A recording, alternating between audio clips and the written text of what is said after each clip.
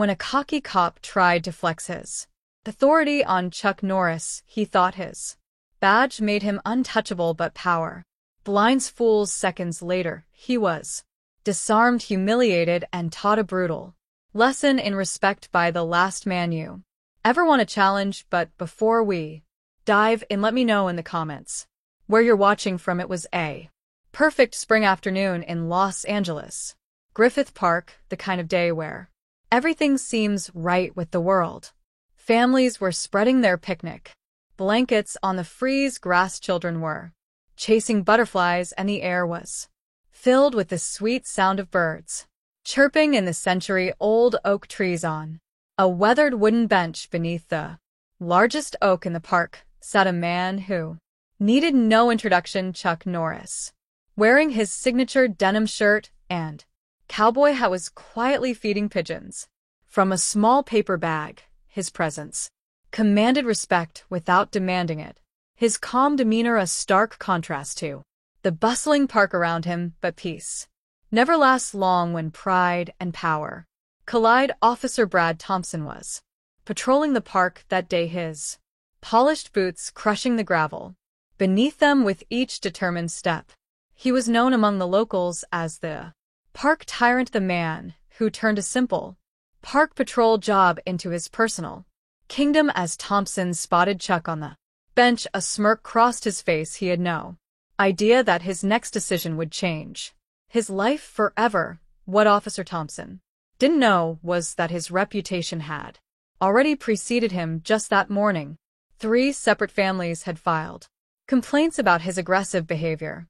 One elderly woman claimed he'd threatened to arrest her for feeding ducks. A young father said Thompson had forced his children off the playground for being too loud. But the badge on his chest and the growing chip on his shoulder made him feel untouchable. Thompson had joined the park police force 5 years ago after failing to make it as a regular police officer. His instructors at the academy had noted his concerning tendency toward excessive authority, a polite way of saying he enjoyed pushing people around. But here, in the park, he'd found his perfect playground for petty power trips. As he approached Chuck's bench, Thompson's hand rested casually on his baton. The afternoon sun caught his badge, sending sharp reflections across the park.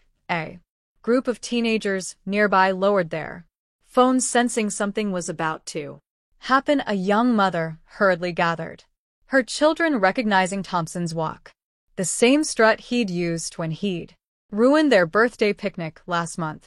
Chuck continued feeding the pigeons, seemingly oblivious to the approaching storm. But those who looked closely might have noticed something in his eyes, a quiet awareness, like a martial arts master sensing an opponent's first move before it's made. Thompson stopped directly in front of Chuck, intentionally casting his shadow over him. The pigeon scattered, but Chuck remained still, his weather-ed hands holding the last few breadcrumbs. What happened next would become a story told in this park for generations. Officer Thompson cleared his throat dramatically, but Chuck didn't look up. Sir, Thompson barked, drawing out the word with mocked politeness. This bench is for active park use only, no loitering. Chuck slowly raised his eyes to meet Thompson's. I'm not loitering, officer. I'm actively feeding these birds, and they seem pretty active to me. He gestured to the pigeons hopping around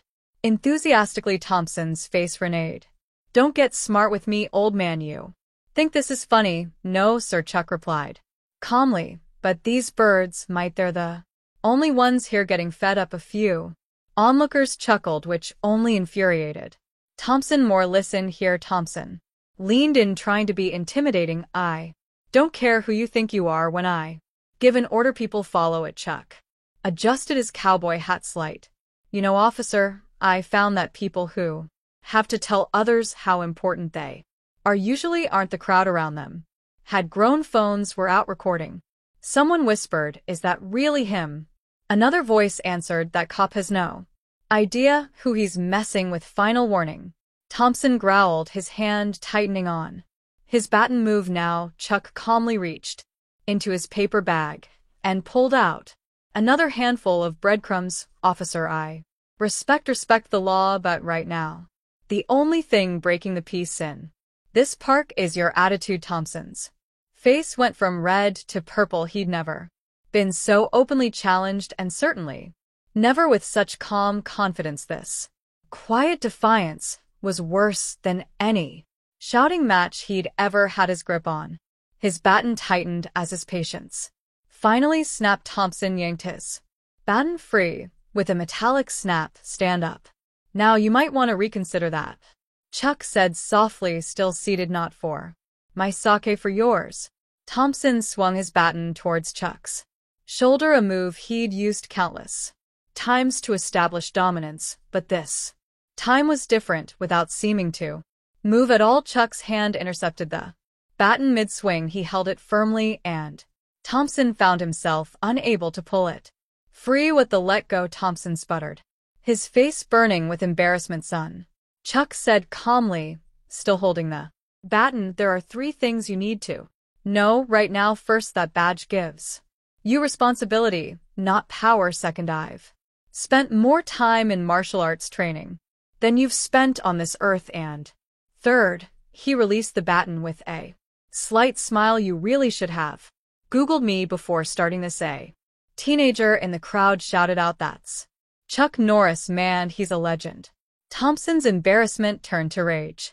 He holstered his baton and reached for his taser. On your feet, you're under arrest for assaulting an OFIC officer.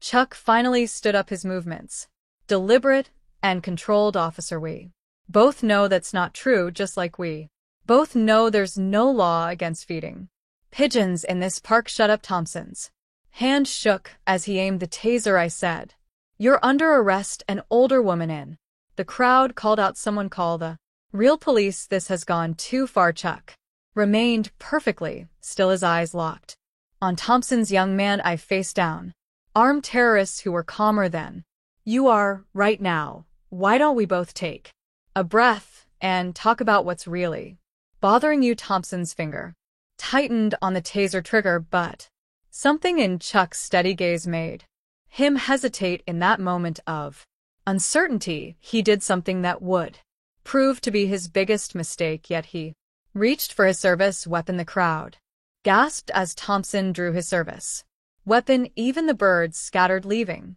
an eerie silence in the park. Last chance.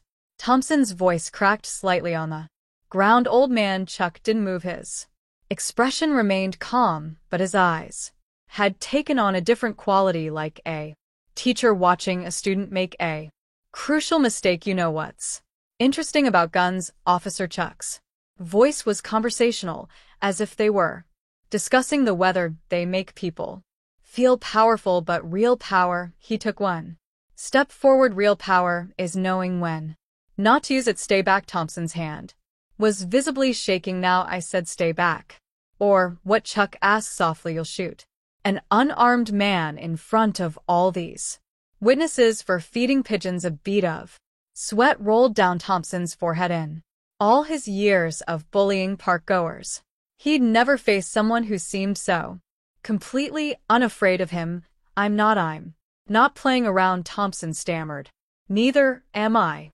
Chuck's movement was almost too fast to see. Suddenly Thompson's gun was in pieces on the ground, and Chuck was standing exactly where he had been before, as if he hadn't moved at all. How?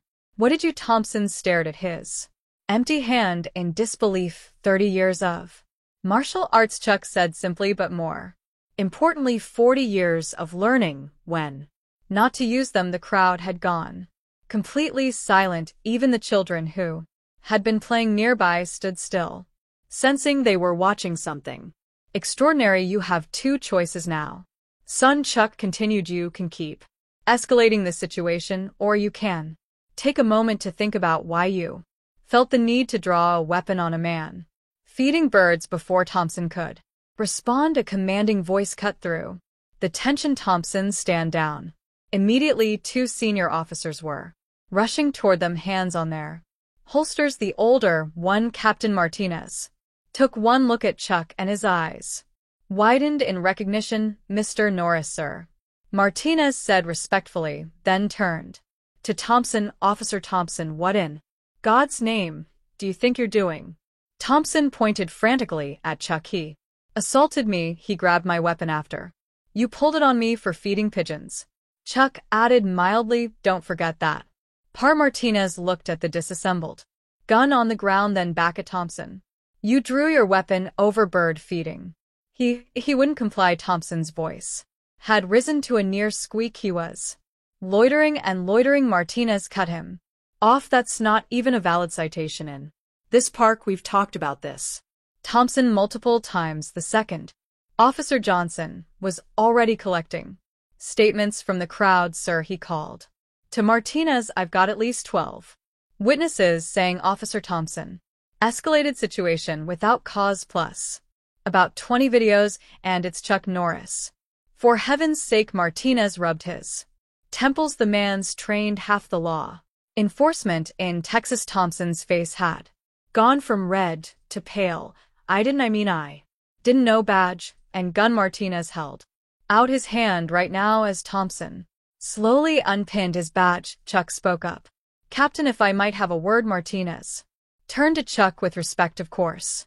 Sir, I think your officer here isn't a bad person, Chuck said thoughtfully, just someone who's lost his way. The crowd had grown larger with people filming and whispering among themselves. Some were already posting the videos online. Their excited chatter filling the air. Lost his way. Thompson scoffed weakly. You don't know anything about me. I know more than you think. Chuck replied, I see a man who probably dreams of making a difference when he first put on that uniform, but somewhere along the way you started confusing respect with fear. Several people in the crowd nodded. An elderly lady stepped forward. He threatened to arrest my grandson last week for skateboarding, and my kids, another parent added, for laughing too loud. Thompson's shoulders slumped as more stories emerged. Each complaint seemed to deflate him further, the reality of his behavior finally sinking in. The thing about fear,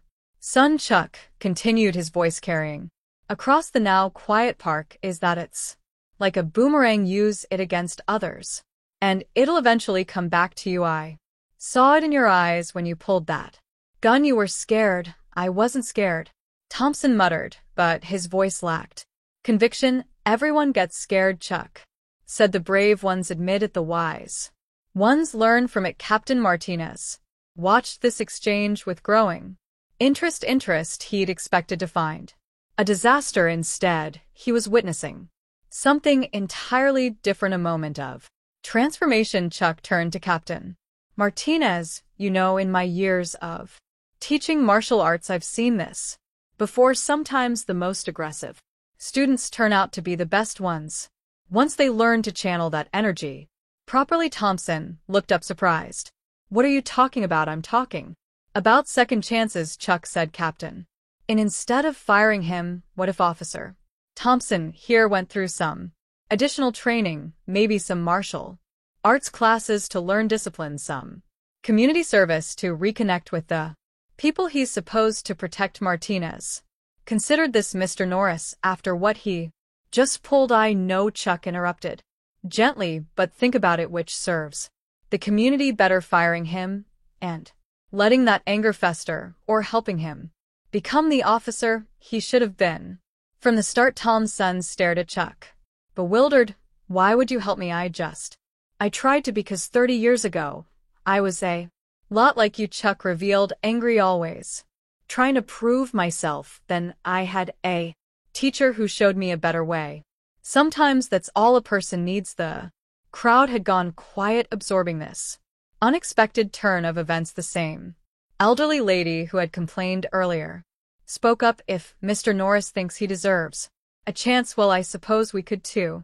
Captain Martinez nodded slowly. It would mean a demotion, mandatory counseling, and a complete retraining program. And Chuck added with a slight smile, I know a good dojo in the areas. The instructor there owes me a favor. Thompson's eyes were glistening. Now I don't deserve this, no. Chuck agreed, but that's what grace is all about. The real question is, are you willing to do the work? Thompson's training wouldn't be Easy Captain Martinez laid out the terms. 6 months probation starting at the lowest rank, weekly counseling sessions, community service every weekend, and most importantly, mandatory martial arts training with Chuck's recommended instructor, a notoriously strict Marine veteran, and Thompson. Martinez added sternly, one more complaint about power abuse, one single incident, and you're not just fired, you LLB facing charges. Those videos won't disappear. The crowd seemed satisfied with this justice. Several people were already sharing their videos with captions like Chuck Norris teaches corrupt cop a lesson and instant karma for park bully. Chuck gathered the pieces of Thompson's disassembled gun from the ground, reassembling it with expert precision. Instead of handing it back to Thompson, he gave it to Martinez. He'll earn this back when he's ready, if he's ready. Martinez corrected. Chuck returned to his bench and his bag of bird seed. The pigeons, sensing the tension had passed, began to return. Thompson stood there, awkwardly, his uniform feeling heavier than ever without his badging gun. Officer Thompson, Chuck called out, not looking up from the pigeons. One more thing. Yes, sir. Every morning for the next 6 months before your shift starts, you'll be cleaning this park, all of it, every piece of trash, every leaf, and while you're at it, you might want to think about how many people you've bullied in the same park. Each one of them deserves a personal apology. Word spread quickly about what happened that day in Griffith Park. Videos went viral, showing not just Chuck's incredible disarm, but also his unexpected blend of justice and wisdom. The story became something of a local legend. Thompson did show up the next morning at dawn, trash bag in hand, and every morning after that, some days early, joggers would see him practicing martial arts moves between picking up litter. Clumsy at first, but gradually improving. The angry strut was gone from his walk, replaced by something more measured, more mindful. Chuck would stop by occasionally, wordlessly feeding his pigeons while Thompson worked. No conversation needed. The lesson had been learned. Sometimes the heaviest hits come not from fists or weapons, but from simple acts of both justice and mercy. The park changed. 2 families returned, kids played freely again, and even the pigeons seemed more at peace. The park tyrant was gone, and in his place a humbled man was slowly rebuilding his reputation, one piece of trash, one apology, and one martial arts lesson at a time. If you enjoyed the story, don't forget to like and subscribe. And remember, true strength isn't about how much power you have, but how you choose to use it. Share in the comments your thoughts about this encounter.